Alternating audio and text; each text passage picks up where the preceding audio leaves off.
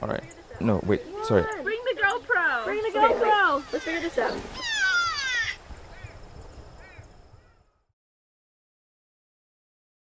There is a Maasai legend about three boys of long ago. As custom required, they were sent into the mountains for their adolescent rite of passage. But the boys were rebellious and their energy could not be contained, so they escaped into the night. Enraged, the elders cursed the boys, turning their skin into fur, twisting their limbs into legs, and banishing them to roam endlessly in the wild as a pack. Ever since, they have been known as the African wild dogs.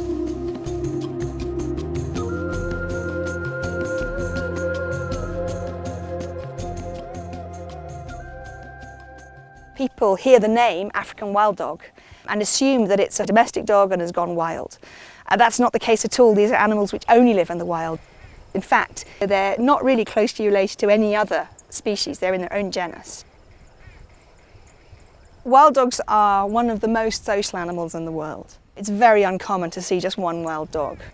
Everything they do as a team. They hunt together, and by doing so they're able to kill prey that are much larger than themselves. I run a project called the Lakipia Wild Dog Project, where we are trying to understand whether and how African wild dogs can coexist with people and their domestic animals. Globally, the most important threat to wild dogs is loss of habitat. Because wild dogs range very widely and always live at low density, that means that as the habitat gets broken up, wild dogs are one of the first species to disappear. They formerly lived across vast swathes of Africa, but that habitat is getting fragmented. They've disappeared from 93% of the area they used to live in.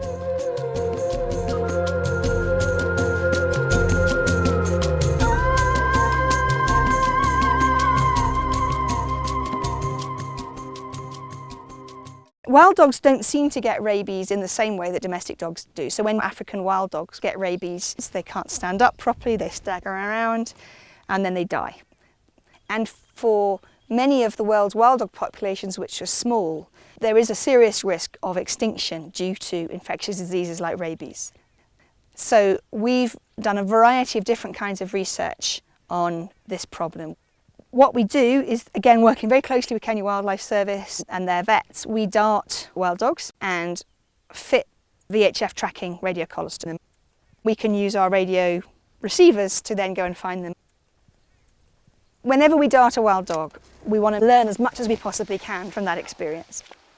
We're using GPS collars that will record everywhere that dog has been and give us very, very detailed information on where wild dogs are going.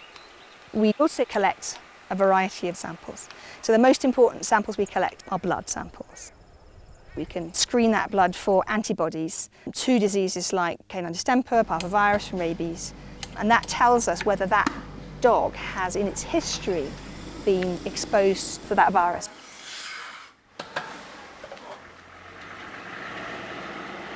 One day in Christmas 1999, I was just driving along and 3 wild dogs jumped out of a bush in front of my car.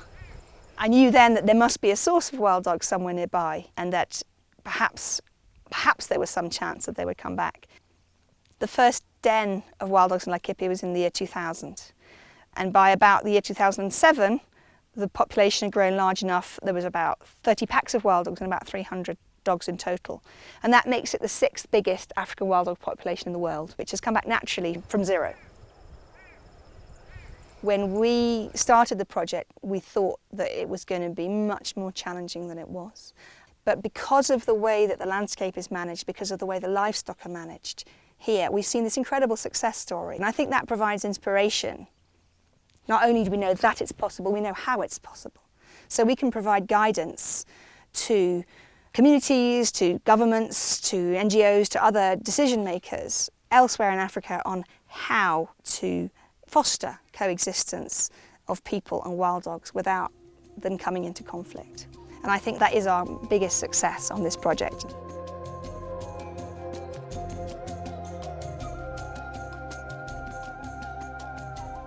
While the lost boys of Lakipia have returned home, their future remains at risk.